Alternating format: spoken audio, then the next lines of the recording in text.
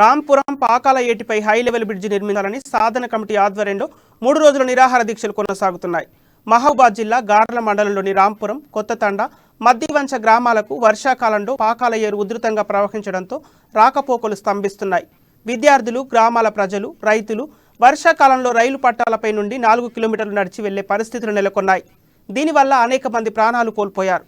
పాకాల ఏటిపై high level bridge నిర్మాణం చేపట్టాలని కోరుతూ అఖిలపక్ష బ్రిడ్జి నిర్మాణ సాధన కమిటీ విద్యార్థి సంఘాల ఆధ్వర్యంలో స్థానిక నెహ్రూ సెంటర్లో 3 రోజుల రిలే నిరాహార దీక్షలు చేపట్టారు.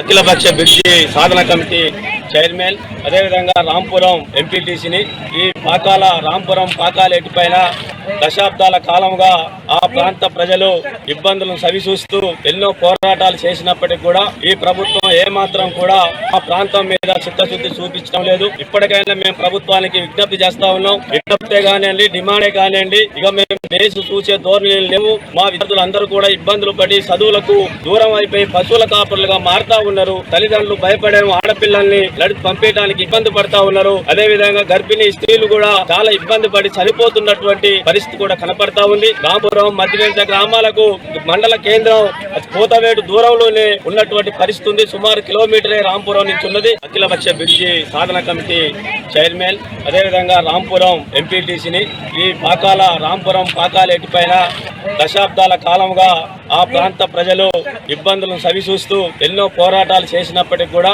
ఈ ప్రభుత్వం ఏమాత్రం కూడా ఆ ప్రాంతం మీద చిత్తశుద్ధి చూపించడం లేదు. ఇప్పటికైనా మేము ప్రభుత్వానికి విజ్ఞప్తి చేస్తా ఉన్నాం. విజ్ఞప్తే కానివ్వండి, డిమాండే కానివ్వండి, ఇక మేము దేశం చూసే ధోరణి